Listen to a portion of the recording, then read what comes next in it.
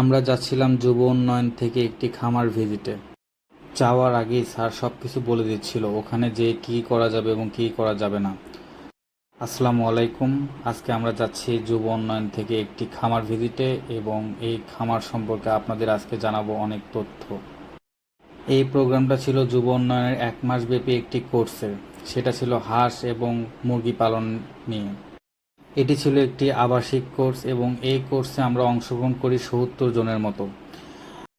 এখান থেকে কোর্স করার মাধ্যমে আমরা অনেকেই স্বাবলম্বী হতে পারবো এবং উদ্যোক্তা হতে পারবো এবং দেশ এবং জাতিকে অগ্রগতির দিকে নিয়ে যেতে পারবো।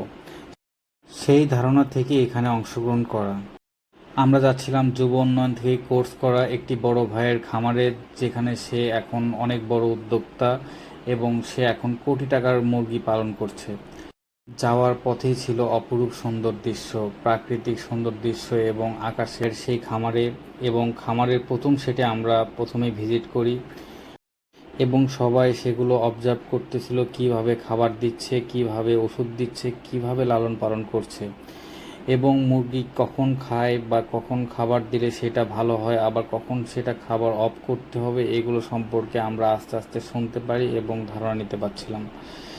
এবং মুরগি দেখে আমরা অনেক খুশি হয়েছিলাম যে এত মুরগি আমরা কখনো একসাথে দেখিনি বললেই চলে। এবং আমরা এক এক করে সবগুলো মুরগির শেড দেখতেছিলাম এবং ঘুরতেছিলাম। দেন ভাইয়ের কাছ থেকে শোনা হলো এক একটা সেটে কত মুরগি রাখা হয়েছে। ভাইয়া বলল এক একটা সেটে প্রায় ২৫০০ মুরগি রাখা হয়েছে এবং পাশাপাশি ছিল 2টা সেট এবং সেখানে ছিল ৫,০০০-এর অধিক মুরগি। ভাইয়া এখানে তার উদ্যোক্তা হওয়ার গল্পগুলো বলতেছিল, আমরা শুনছিলাম অনেক মনোযোগ দিয়ে। ভাইয়া বলতেছিল যে আমি প্রথমে মুরগি পালন শুরু করেছিলাম 10টা ডিম দিয়ে, যেখান থেকে আজকে এত দূর চলে গেছে। এর মাধ্যমে একটা জিনিস বোঝা যায়, মানুষ চাইলে কি না করতে পারে। শুধু চাওয়ার ব্যাপারটাই থাকতে হবে মনের ভিতরে, জিদ থাকতে হবে যে আমি পারবো, আমি করতে পারবো, তাহলেই সব কিছু সম্ভব। আমি ব্যক্তিগতভাবে মনে করি মানুষ চাইলে সবই সম্ভব। আমাদের স্যার দেখেও হতবাক হয়ে গেছিল যে সে আজকে কোথায় নিয়ে গেছে তার ব্যবসাকে। আর আমাদের দেখেই ভাইয়া আজকে খাবার দিচ্ছিল এখানে এবং দেখাচ্ছিল কিভাবে কখন খাবার দিলে সেটা মুরগির জন্য উপযুক্ত সময় হয়। একটা সময় মুরগির খাবার কম দিতে হয়, একটা সময় মুরগির খাবার বেশি দিতে হয়। কম দিতে হয় যখন মুরগি ডিম পাড়া শুরু করে বা ডিম পাড়তে শুরু করবে, এমন সময় মুরগিকে কম খাবার দেওয়া হয়। কারণ হচ্ছে মুরগিকে বেশি খাবার দিলে তার শরীরে ফ্যাট জমে যাবে। ফ্যাট জমে গেলে সে আর সঠিকভাবে ডিম পাড়তে পারবে না, আর ডিম প্রোডাকশন না হলে ক্ষতির সম্মুখীন হতে হবে। তাই আমাদের সঠিক নিয়মে খাবার দেওয়াটাও অনেক বড় ইম্পর্টেন্ট একটা ব্যাপার। তারপরে আমাদের ভাইয়া নিয়ে যায় দ্বিতীয় সেটে নিয়ে যাচ্ছিল এবং সেই সেট ওখান থেকে প্রায় 10 থেকে 15 মিনিটের রাস্তা যেতে হবে এবং গ্রামটি ছিল অনেক সবুজ এবং সুন্দর, যা দেখে আমরা পুরোটাই বিমোহিত হয়ে গিয়েছিলাম। এবং আরেকটি সেটে আসলাম এবং সেই সেটের মুরগিগুলো ছিল আরও একটু বড় এবং অনেকটাই ডিম পাড়ার উপযুক্ত হয়ে গেছে এমন, এবং তার সাথেই ছিল ভাইয়ার গরুর খামার। বেশিরভাগ গরুই ছিল দুগ্ধজাত গরু, যেগুলো দুধ দেয়। ভাইয়া বলল যে এটা থেকেও আমার প্রফিট আসতে শুরু করেছে, আমি এটাও আস্তে আস্তে বড় করব, এখন এটা শুরুর পর্যায়ে আছে। বলল যে যে পরিমাণ ঘাস আমরা প্রোভাইড করি তার সেম পরিমাণ দুধও আমাদের প্রোভাইড করে গরু। সো লাভ লস এখনও এভাবে হিসাব করা হয়নি, আস্তে আস্তে এটা বড় করা হবে।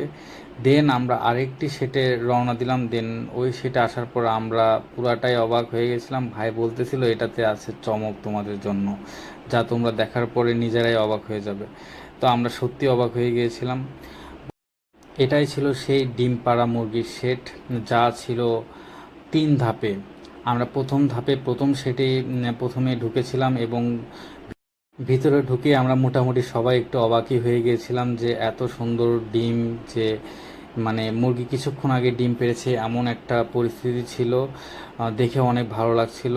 আমরা একটা পরিসংখ্যান করতেছিলাম আমার বন্ধুরা মিলে, যে ভাইয়াকে বলা হয়েছিল কত ডিম পারে বা মুরগি কেমন আছে, এটা বলা হয়েছিল। দেন ভাইয়া বলল যে এখানে মোটামুটি খাবার দিতে হয় দিনে ৮ থেকে ৯ হাজার টাকা এবং ডিমের প্রফিট পাওয়া যায় মোটামুটি ধরতে গেলে লাখের কাছাকাছি, এবং মাসে সেটি এবং মাসে সেটি দাঁড়ায় 20 থেকে 25 লক্ষ টাকার মতো, সেটি খাবার খরচ বাদ দিয়ে। আমরা এটা শোনার পরে পুরা অবাক যে কিভাবে কি সম্ভব।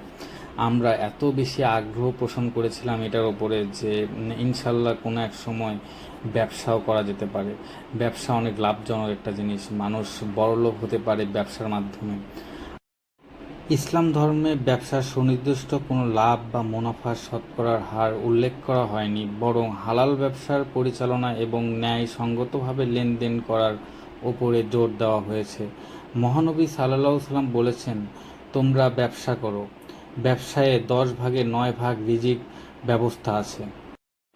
এই জন্য আমাদের ব্যবসা করতে হবে সঠিক নিয়মে এবং জ্ঞান অর্জন করে। এখানে বন্ধু হাতে ডিম নিয়ে দেখাচ্ছিল যে ডিমগুলো দেখো কত সুন্দর।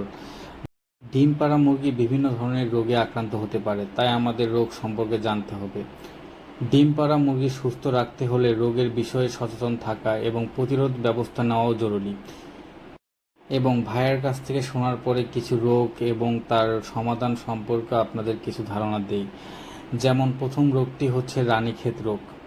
রোগের লক্ষণ: মুরগি ঝিমিয়ে পড়া, পালক ফোলানো, শ্বাসকষ্ট, পাতলা পায়খানা এবং মাংসপেশি ঝাঁকুনি। প্রতিকার: এই রোগের জন্য টিকা, বিসিআর-ডিবি এবং আরডিবি প্রদান করা উচিত। রোগের তীব্রতা বেশি হলে পশু চিকিৎসকের পরামর্শ নিতে হবে। দ্বিতীয় হলো বসন্ত রোগ। লক্ষণ: মুরগির শরীরে গুটি বা ক্ষত দেখা যায়, বিশেষ করে ঠোঁটে, পা এবং চোখের চারপাশে। প্রতিকার: টিকা প্রদান করা এবং আক্রান্ত স্থান পরিষ্কার করে অ্যান্টিসেপটিক লাগাতে হবে। 3 নম্বর সংক্রান্ত লক্ষণ: নাক দিয়ে পানি পড়া, চোখের চারপাশে ফোলাভাব এবং শ্বাসকষ্ট। প্রতিকার: পশু চিকিৎসকের পরামর্শ অনুযায়ী অ্যান্টিবায়োটিক ব্যবহার করা যেতে পারে। রোগ প্রতিরোধের করণীয়: পরিষ্কার পরিচ্ছন্ন পরিবেশ, নিয়মিতভাবে মুরগির ঘর পরিষ্কার পরিচ্ছন্ন রাখতে হবে। স্বাস্থ্যকর খাবার ও পানি, সুষম খাদ্য এবং বিশুদ্ধ পানি সরবরাহ করতে হবে। পর্যাপ্ত আলো বাতাস, মুরগির ঘরে পর্যাপ্ত আলো বাতাস চলাচলের ব্যবস্থা রাখতে হবে। সময় মতো টিকা প্রদান, রোগের প্রাদুর্ভাব এড়াতে সময় মতো টিকা প্রদান করা উচিত। পরজীবী আক্রমণ বা নিয়ন্ত্রণ, মুরগিকে কৃমি ও অন্যান্য পরজীবী থেকে মুক্ত রাখতে হবে।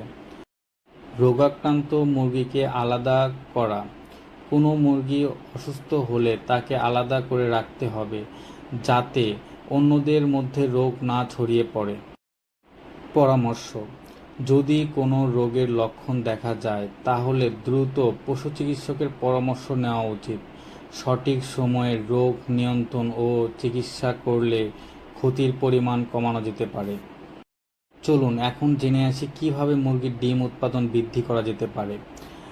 ডিমের উৎপাদন বাড়াতে হলে খাদ্য ব্যবস্থাপনা, আলোর সঠিক ব্যবহার, পরিষ্কার পরিচ্ছন্ন পরিবেশ এবং রোগ প্রতিরোধের দিকে মনোযোগ দিতে হবে। এছাড়াও মুরগির প্রজনন স্বাস্থ্য এবং আরামদায়ক পরিবেশ নিশ্চিত করতে হবে। এবং আমরা একটি নির্দিষ্ট স্থানে সবাই জড়ো হই এবং এখান থেকেই সবাই নাস্তা সংগ্রহ করি এবং নাস্তা খাওয়ার পর আমরা আবার আমাদের গন্তব্যের উদ্দেশ্যে রওনা দিই। আমরা এখান থেকে অনেক গুরুত্বপূর্ণ তথ্য এবং জ্ঞান এবং প্র্যাকটিক্যাল নলেজ নিতে পেরেছি এবং ভাইয়াকেও অসংখ্য ধন্যবাদ এবং যুব উন্নয়নকেও অসংখ্য ধন্যবাদ যারা এত সুন্দর আয়োজন করেছে।